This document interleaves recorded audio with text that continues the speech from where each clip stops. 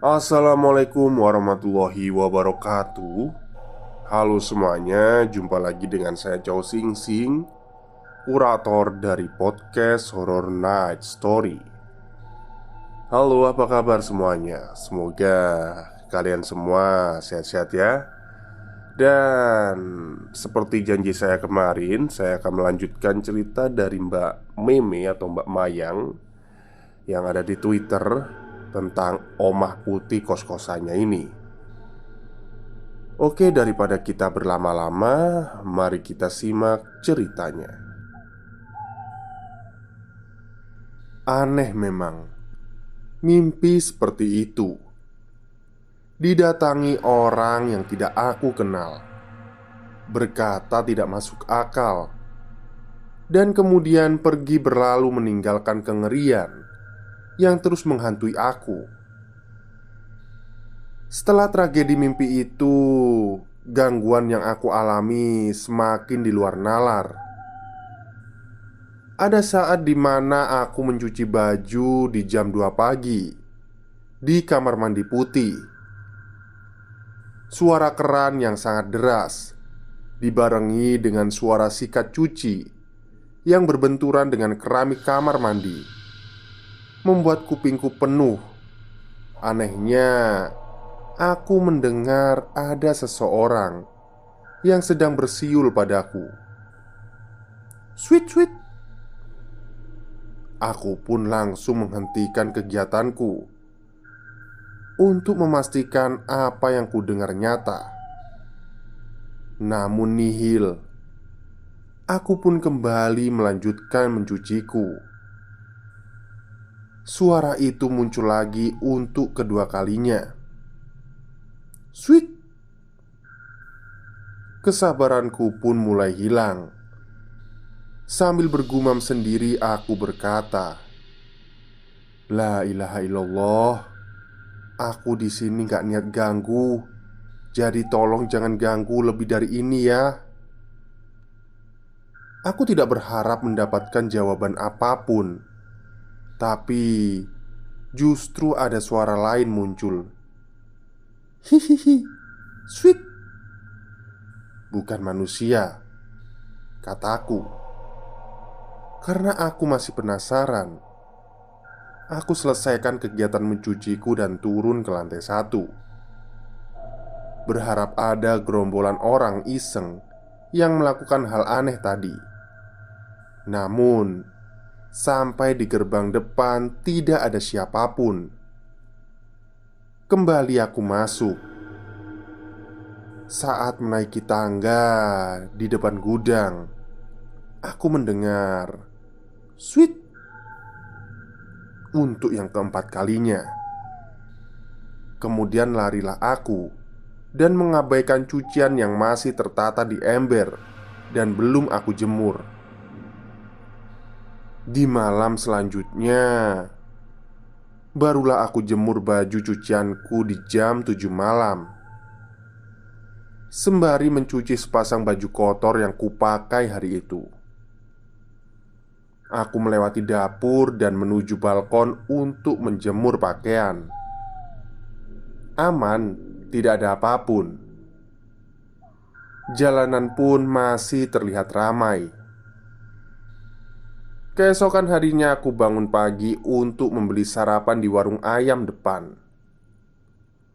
Ibu penjual ayam, anaknya nenek, bertanya padaku, "Mbak, kemarin malam habis Isya jemur baju ya?"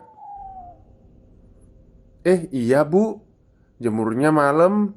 Soalnya pagi keburu berangkat terus pulangnya kesorean juga." "Oh alah, emang kalau jemur harus banget ya Mbak yang ditemenin?" "Gimana bu maksudnya?" "Iya, kan tadi malam temennya Mbak E ikut di balkon, terus duduk di tepi kan. Ih, takut jatuh ibu." Aku diam saja. Lain kali temennya Mbak bilangin, "Jangan pakai baju putih kalau di balkon, kan bikin kaget." Sering loh kayak gitu. Aku pun menjawab, "Oh "Iya bu, lain kali saya bilangin. Emang dia sering ya bu duduk di balkon?" "Iya mbak, sering banget. Kadang jam 3 waktu saya siap-siap jualan, dia udah di sana. Pernah saya tegor, 'Mbak, masuk, masih malam.' Tapi dianya diem aja, nggak ngejawab, cuma ngangguk." Setelah percakapan itu aku pasrah di dalam hati dan berkata, "Ah, udah deh, terserah kalian. Mau gimana yang penting aku nggak ganggu." Karena terlalu capek melihat fakta bahwa menjemur baju bersama kuntilanak emang udah kayak judul VTV sih. Seminggu setelahnya aman, tidak ada gangguan yang berarti. Namun, ada hari di mana waktu aku akan pergi ke acara teman sekampus untuk mendukungnya di pentas pemilihan putra-putri. Aku berangkat sehabis maghrib dan pulang berjalan kaki dari kampus ke kos di jam 10 malam. Sepi dan seram. Selama perjalanan melewati gang kecil sudah sangat sepi. Tidak ada aktivitas sama sekali. Saat aku melewati sebuah rumah di gang tersebut, aku melihat ada bendera putih dan banyak orang yang berpakaian hitam sedang melayat di rumah itu. Aku pun berlalu begitu saja. Sampai di kos, aku melihat bahwa gudang ternyata dibuka. Gemboknya sudah tidak ada. Dan saat aku melewati gudang itu, aku sedikit mengintip. Pengap dan sangat gelap. Tidak ada pencahayaan sama sekali. Tanpa berlama-lama, aku langsung saja menuju lantai 2 untuk beristirahat. Namun, betapa terkejutnya aku melihat di dinding kamarku bagian luar terdapat 2 patung tempel yang sebelumnya tidak ada. Satu patung perempuan Jawa yang tersenyum dan satu patung lagi seorang laki-laki dengan wajah garang bersama dengan kerbaunya. Apa artinya? Ya, tebakan kalian benar. Buru-buru aku copot patung itu dan aku lemparkan kembali ke dalam gudang. Seorang perempuan Jawa. Aku kira dia yang selalu mengganggu dengan suara ketawanya dari dalam gudang. Dan seorang penggembala kerbau yang kudengar suara kerbaunya di hari pertama aku ngekos. Aku langsung mengirimkan pesan ke Mbak Y. "Mbak, di mana?" "Di kamar nih. Kenapa?" "Tadi siapa yang buka gudang?" "Aku tadi perasaan berangkat habis maghrib masih ketutup." "Oh, tadi bapak kos kesini, Mai. Tapi nggak tahu kalau buka gudang." "Oh, mungkin bapak kos kali ya yang buka." "Terus, itu siapa yang pasang patung depan kamarku, Mbak?" "Patung apa?" "Aku nggak tahu tadi ada patung." "Ada kok, tadi 2. Tapi udah aku copot." "Terus Mbak, emang di gang sebelah lagi ada yang berduka ya?" "Enggak kok. Biasanya kalau ada yang berduka itu diumumin pakai toa. Tapi tadi barusan aku lewat ada yang meninggal Mbak." "Ah, kamu kebiasaan deh. Udah mending tidur sekarang. Besok kita tanya ke Pak Kos soal itu." Singkat cerita, keesokan harinya Mbak S, teman dari Mbak Y, mendapatkan info dari Bapak Kos bahwa Bapak Kos akan melanjutkan pembangunannya dan gudang dibiarkan terbuka begitu saja untuk sementara waktu agar memudahkan tukang mengambil barang untuk patung. Bapak Kos tidak merasa ia memasangnya. Pertanyaannya, siapa yang masang patung itu? Kalau kata Pak Jokowi, "Yo ndak tahu, kok tanya saya." Karena emang gak tahu sampai sekarang siapa yang masang. Doain aja deh yang resek pantatnya jadi satu. Ada juga hari dimana pas gudang itu udah dibuka. Setelah aku pulang beli jajan habis maghrib, aku naik tangga. Di belakangku ada langkah yang ngikutin. Masih berusaha tenang sampai aku pastikan memang itu nggak masuk akal. Saat di bawah lampu ada bayangan kaki di belakangku terpantul. Anehnya, langkahnya mengikutiku. Aku ke kanan, dia ke kanan. Aku ke kiri, bayangan itu ikut ke kiri. Aku beku beberapa saat, gemetar dan kemudian menari Oppa Gangnam Style. Ya enggak lah. Aku langsung lari menuju kamar dan mengintip apakah si kaki mengikutiku sampai ke kamar. Alhamdulillah tidak. Beberapa hari kemudian menjelang maghrib, dikarenakan kamar mandi di lantai 2 penuh dan saat itu harus segera sholat maghrib, aku pun mengambil air wudhu di kamar mandi sumur lantai 1. Saat masuk, aura seram, dingin, dan pengap langsung menusuk ke tulang. Setelah buru-buru wudhu, aku keluar dan apa yang aku lihat? Di pojok kamar mandi sumur, aku melihat ada benda terikat ujung dan ujung, berwarna putih lusuh dan kecil. Aku langsung mengucapkan istighfar. Namun lama-kelamaan sosok itu bertambah besar dan menggoyang-goyangkan tubuhnya. Yah, itu adalah pocong. Sosok itu tidak mengejar, tidak pula berpindah tempat. Hanya diam dan menggoyang-goyangkan tubuhnya ke kanan dan ke kiri. Aku langsung lari ke atas dan tidak lagi setelahnya berani untuk pergi ke kamar mandi lantai 1. Itu apapun keadaanku. Singkat cerita, di hari sebelum aku pulang kampung sudah menjadi kebiasaan mbak-mbak kos untuk masak di malam hari. Dan suaranya pasti sampai di kamarku juga. Namun anehnya, aku mendengar ada orang yang sedang memasak, bahkan mengobrol. Ramai pokoknya. Cepat-cepat aku chat si Nana. "Nah, kamu lagi masak ya di kos?" "Enggak kok Mei. Aku kan tadi pagi pulang kampung. Tapi lupa deh pamit kamu. Kenapa?" Enggak apa-apa kok. Karena aku memang anak yang pengen tahu. Untuk memastikan kalau memang itu manusia, aku menuju dapur. Niatku memberitahu kalau bisa bercandanya jangan keras-keras, karena udah malam, ganggu yang lain tidur. Tapi ternyata nihil. Tidak ada seorang pun di sana. Dan peralatan masak juga masih rapi. Karena aku merasa udah gak beres, aku langsung menuju kamar. Kemudian sembari mengintip apakah ada orang di luar dari balik celah bawah pintu. Dan benar saja, aku mendengar suara langkah kaki.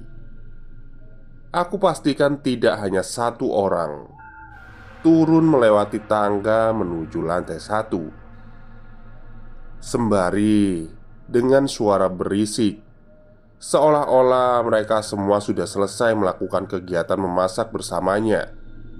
Kemudian turun untuk menyantap masakan yang sudah mereka buat bersama-sama.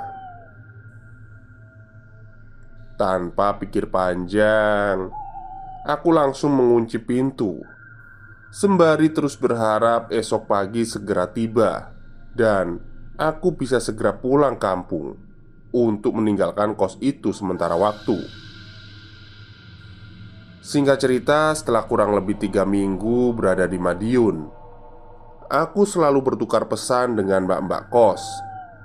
Terlebih Mbak Y dan Mbak S yang memang cukup dekat denganku. Aku bertanya pada Mbak Y di pesan singkat, "Mbak udah balik kos?" "Loh, Kan kita tadi pas-pasan. Gimana sih? Aku masih di Madiun, Mbak. Rencana mau balik 2 harian lagi. Jangan bercanda deh. Tadi kamu papasan sama aku di tangga. Loh, enggak mbak. Ini buktinya aku masih di Madiun. Sambil mengirimkan pap padanya. Pap itu foto selfie ya. Terus, tadi siapa dong Mei? Mana aku tahu. Ih, dijailin ya kalian. Iya. Tapi kalau dilihat-lihat tadi kamu murung banget. Diajak ngomong diem aja. Cuman ketawa ke aku. Ketawa? Gimana dia ketawanya? Tatapanmu itu kosong. Tapi kamu ketawa kelihatan gigi lebar banget. Sambil sedikit merunduk. Tak pikir kamunya memang lagi gak jelas aja. Kataku nih mbak, mending jangan tidur sendirian. Coba numpang di kamarnya Mbak S. Soalnya kayaknya ini kos udah makin gak bener aja deh. Iya, ini aku barusan ke kamarnya S. Kamu wajib cepetan kesini. Si S mau cerita sama kamu. Iya mbak, tunggu 2 hari lagi ya. Setelah kejadian menyerupai orang itu, kupikir itu sudah keterlaluan. Dan pada akhirnya setelah 2 hari berlalu, aku kembali ke kos. Aku langsung menuju lantai 3 untuk bertukar cerita dengan mbak-mbak di lantai 3. Di sana ada aku, Mbak Y, Mbak A, dan Mbak S. Aku akan menceritakan POV dari Mbak A terlebih dahulu. Mbak A ini bisa dibilang penghuni kos yang terlama, sekitar 2 tahunan lebih. Dimana dia cerita bahwa saat pertama kali kesini, kos belum ada gangguan seperti ini. Namun setelah masuk satu anak, sebut saja dia Rizky, semuanya berubah. Menurut penataran dari Mbak A, si Rizky ini anaknya problematik. Dia tidak sopan dan tidak pernah menjaga kebersihan, dan tidak memiliki unggah-ungguh yang selayaknya orang lakukan apabila memasuki tempat baru. Dia sering pulang malam, meludah di sembarang tempat, dan tidak pernah membuang pembalut saat sedang menstruasi, dan hanya diletakkan di atas kloset dengan keadaan masih kotor. Dia juga selalu berkata kasar dan membuang sampah sembarangan. Saat itu keadaan mulai keos akibat dari ulah si Rizky. Satu kosan menjadi diteror. Pernah ada ketua kos dulu sebelum Mbak Y mendapati ada sosok makhluk di kamar mandi. Dia duduk di kloset dengan lidah panjang dan menjilati pembalut yang kotor itu. Seketika, langsunglah ketua kos mengirim pesan di grup lain. Dengan emosi, ketua kos saat itu memarahi Rizky dan menegurnya cukup keras. Sampai ia ceritakan juga apa yang ia lihat akibat dari perbuatan si Rizky ini. Rizky ini menempati kamar yang bertutup kayu. Dan memang karena teguran si ketua kos yang saat itu sangat kasar, dia jadi sakit hati. Dengan gelap mata, si Rizky ini tidak terima diperlakukan seperti itu, karena dia merasa membayar dan memiliki hak untuk berbuat sesukanya, dan tidak seharusnya ketua kos memperlakukannya seperti itu. Menurutnya saat itu bergegaslah ia keluar kos dengan motornya. Banyak anak kos lain yang saat itu tidak berani interupsi, termasuk Mbak A ini. Dan si Rizky keluar dengan membawa koper, meninggalkan kamarnya dengan lampu yang masih menyala, serta buku-bukunya yang tertata rapi di meja, termasuk sandal swallow berwarna hijau yang kerap ia gunakan. Setelah Rizky keluar dari kos malam itu, para penghuni kos yang lain berusaha untuk menenangkan si ketua kos ini agar tidak terlalu larut dalam emosi. Namun ternyata hal ini bukanlah suatu awal yang baik, melainkan sebuah malapetaka. Sudah seminggu tidak ada kabar dari Rizky. Banyak dari penghuni kos mencoba menghubunginya, namun tidak bisa. Setelah itu muncullah berita di salah satu postingan fakultas. Tertulis bahwa Rizky telah tiada.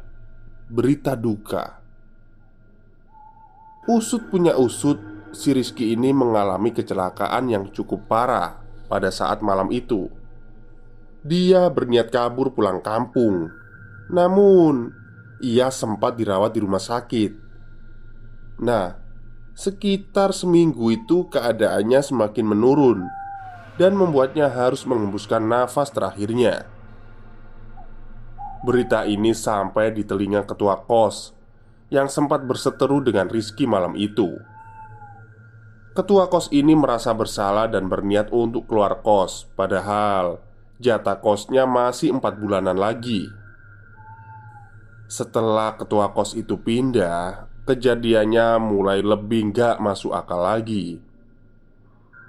Sudah banyak anak kos di sini, hampir semuanya pernah ditampaki kaki dengan swallow warna hijau, dan diyakini itu milik Rizky. Sampai saat ini pun lampu kamar itu selalu dibiarkan menyala, dikosongkan, dan ditata sesuai dengan terakhir kali Rizky menempatinya. Karena pernah saat itu setelah mendengar kabar si Rizky ini telah tiada, sewajarnya kamarnya dibersihkan. Namun setelah lampu dipadamkan dan semua barang-barang dirapikan, selalu terdengar bunyi ledakan dari kamar itu. Dan itu selalu terjadi setiap hari di jam-jam 12 malam. Oleh karena alasan itulah penghuni kos saat itu meminta untuk kamar dibiarkan begitu saja demi kenyamanan bersama. Ralat demi mengurangi gangguan-gangguan yang lebih dari ini. Terlepas dari kisah Rizky, menurut Ba'a, kos ini memang bangunan tua yang asal-usulnya pun tidak diketahui bagaimana. Sudah sewajarnya ada beberapa penghuni lain, namun karena penghuni kos yang tidak bisa menghargai tempat tinggal mereka, ya mereka tidak terima dan mengganggu. Sejak saat itu, selain penampakan kaki swallow hijau, banyak sekali kejadian aneh yang dialami oleh Mbak A. Seperti mendengar suara kerbau, mendengar adanya orang mandi, namun ketika dilihat tidak ada yang mandi. Terus mendengar ada orang memasak tapi wujudnya nggak ada. Dan yang paling aneh adalah nama grup lain itu adalah Omah Putih, dimana mulai saat itu nama grup tidak bisa diubah. Jika ada yang mau mengubah, maka akan selalu terkendala jaringan atau error atau semacamnya. Oleh karena itulah cukup meyakinkan bahwa Omah Putih ini cukup menjadi momok bagi warga setempat juga, dan disewakan dengan harga yang sangat murah dibandingkan kos putri lainnya di kota M saat itu. Dan hal yang paling tidak bisa dilupakan oleh Mbak Aini juga saat tengah malam ia mendengar ada orang yang menyapu menggunakan sapu ijuk yang bunyinya srek-srek. Saat dilihat olehnya, ternyata ia melihat seorang nenek bungkuk berjalan menggandeng anak kecil, di mana anak itu tidak memiliki kepala. Menurut Ba'a, nenek ini berjalan di lorong lantai 2 dari dapur menuju ke balkon. Saat itu menunjukkan pukul 2 dini hari. Setelah badan Ba'a ini gemeter dan terpaku, nenek ini menengok ke arahnya dan mengatakan tanpa suara, "Cucuku, Nduk." Setelahnya ia pingsan. Sejak saat itu, Mbak A tidak lagi melihat penampakan secara gamblang. Ia hanya diganggu oleh suara-suara sejak ia pindah ke lantai 3. Setelah menceritakan kisahnya padaku, Mbak A berpamitan untuk pulang kampung dan menikah. Itulah akhir cerita dari Mbak A. Setelah pernyataan dari Mbak A, kami semua sedikit banyak mulai tahu penyebab karena apa kos tua ini menjadi sangat angker. Sebenarnya memang salah dari si manusianya sendiri yang tidak bisa menjaga sopan santun, sehingga menyebabkan teror berkepanjangan selama hampir 3 tahun. Coba pastikan, apa yakin kos kalian aman semua? Apakah yakin saat kalian tidur, di depan pintu kos kalian tidak ada yang menunggu? Dan terakhir, apakah kalian yakin suara di malam hari yang kemungkinan kalian dengar berasal dari manusia? Hidup di tempat baru banyak sekali hal yang tidak bisa ditelaah. Begitupun dari kisah Mbak S yang akan aku ceritakan ini. Mbak S ini kurang lebih sama dengan Mbak Y. Ia baru menempati kos sekitar 2 tahunan. Dan yang pasti ia sama denganku, tidak tahu menau mengenai tragedi Rizky sebelum Mbak A bercerita malam hari itu. Namun, kisah yang Mbak S ceritakan ini ternyata cukup ekstrim juga dan cukup membuat menjadi was-was, bahkan saat tidur di kamar sendiri di Madiun. Menurut penataran Mbak S, dia tidak mengalami gangguan selama kurang lebih sebulan berada di kos ini. Sehingga saat teman-temannya di lantai 3 bercerita padanya, saat itu bahwa mereka mendengar bahkan melihat hal yang tak kasat mata, dia awalnya tidak percaya. Sampai akhirnya dialah orang di lantai 3 yang memiliki pengalaman melihat secara langsung dan gamblang yang paling banyak di antara penghuni lantai 3 yang lain. Katakanlah, suatu hari si Mbak S ini pulang malam karena ia sibuk dengan urusan kampusnya. Karena memang dia ini orangnya nggak ada takut-takutnya sama sekali. Pulanglah ia ke kos dengan bernyanyi keras. Saat ia melangkahkan kaki untuk naik ke lantai 3, ia mendengar ada suara nyanyian mengikutinya. Tapi suara itu sangat lirih awalnya, sehingga ia berhenti dan kembali memastikan apa yang ia dengar itu benar. Ia bernyanyi kembali dan suara itu muncul kembali. Namun saat ini terlalu jelas. Ia mencoba menelusuri suaranya dan berhenti di depan lantai tangga lantai 3. Ia mencoba menelusuri suaranya. Ia berhenti di depan tangga lantai 2 yang pemandangannya langsung tertuju ke gudang. Dan yang ia lihat adalah seorang wanita dengan pakaian lusuh berada di lantai 2, bersender di tangga, menggoyang-goyangkan tangan dengan kain putihnya sembari bernyanyi. Na na na na na.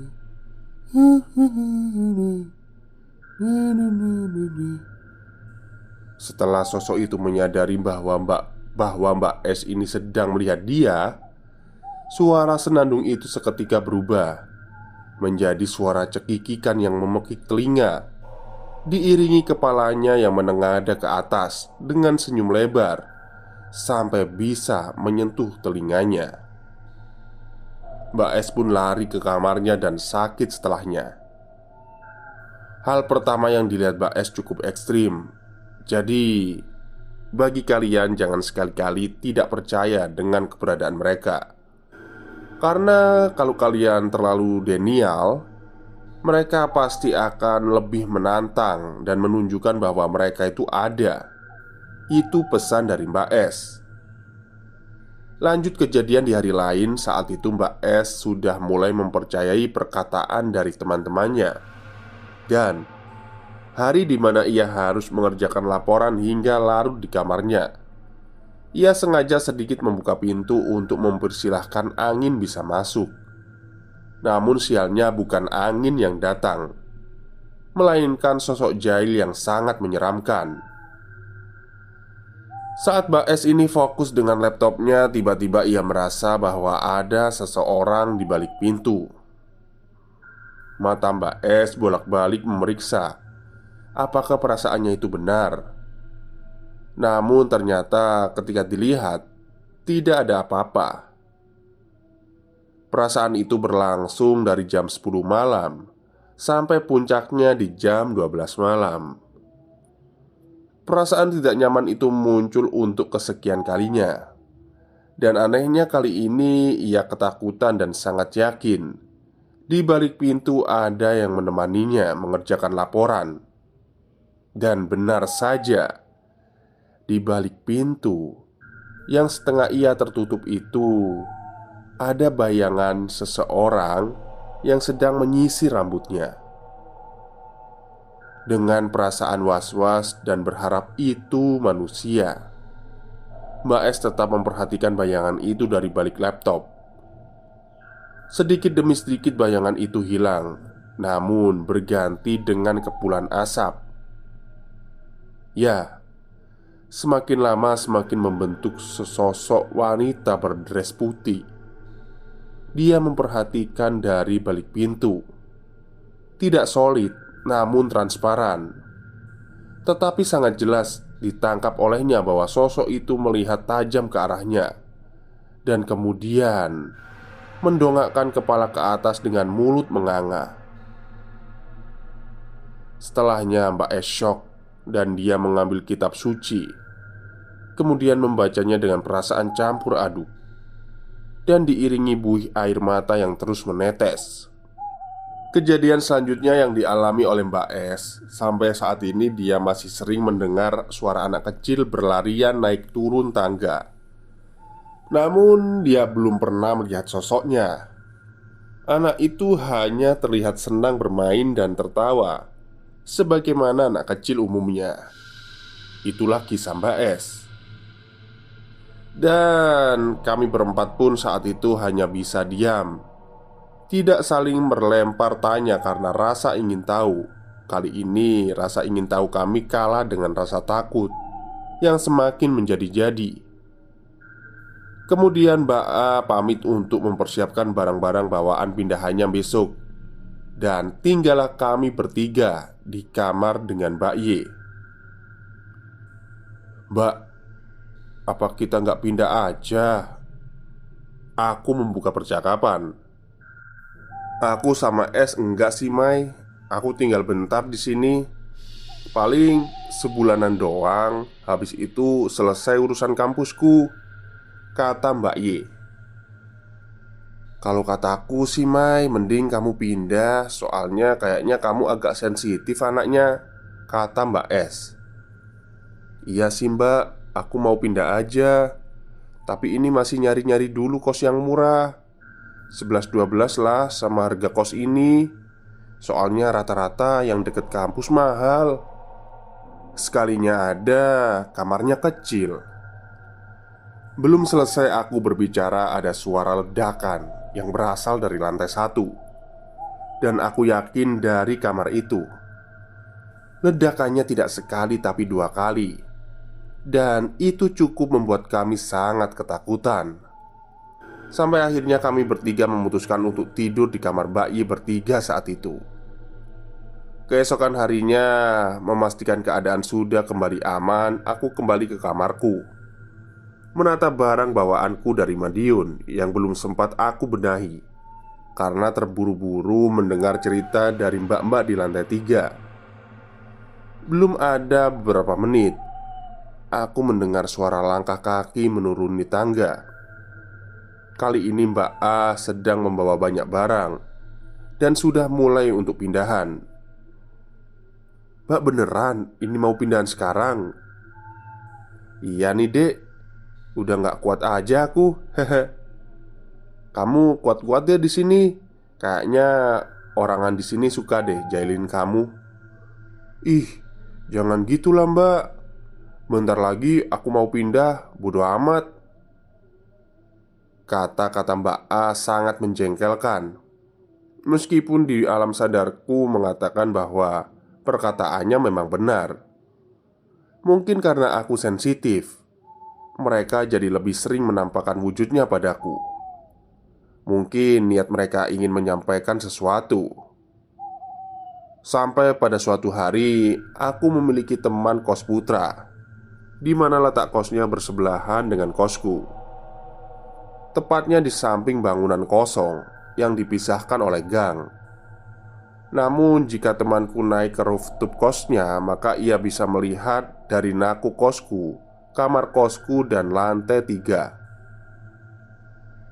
Saat itu masih sore sekitar jam 5 menjelang maghrib. Biasanya di jam-jam rawan seperti itu, setelah kejadian pocong kamar sumur itu, aku tidak lagi berani keluar. Aku mengambil wudhu jika adzan berkumandang. Namun anehnya teman cowok melihatku berdiri di depan aku dan melihat ke arahnya sembari tersenyum dan tidak berkedip. Ia pun menganggap itu aku dan seperti biasa, memang kami sering bercanda.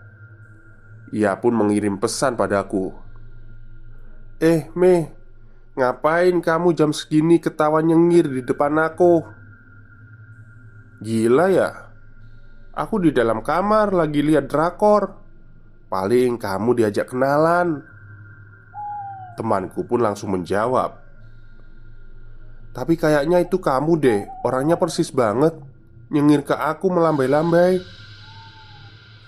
Udah, biarin. Mending gak usah dibahas." Dan saat temanku mengirimkan teks padaku, saat itu aku coba untuk memastikan melihat ke bawah kolong pintu dengan sangat hati-hati, memastikan tidak ada satu suara pun yang kukenal. Tapi ternyata ada suara. Benar, si Swalu Hijau berdiri membelakangi pintu kosku, menghadap naku. Si Swalu Hijau ini yang saat itu berinteraksi dengan temanku menyerupai diriku. Seketika aku ingin teriak, tapi aku menutup mulutku agar ia tidak sadar bahwa ada aku di balik pintu yang mencoba memerhatikannya dan ketakutan oleh kehadiranku. Baik, itulah bab kedua dari cerita Omah Putih ini yang ada di kota M. Karena saya udah bilang ya kemarin, karena ceritanya panjang sekali, jadi kemungkinan jadi 5 bab atau 4 bab lah ya. Nanti saya deres nanti. Oke, mungkin itu saja cerita untuk siang hari ini. Kurang lebihnya saya mohon maaf ya kalau agak kurang konsentrasi. Agak pilek ini, hidung saya gatal banget. Baik, mungkin itu saja untuk siang hari ini. Semoga kalian suka. Selamat siang dan selamat beristirahat.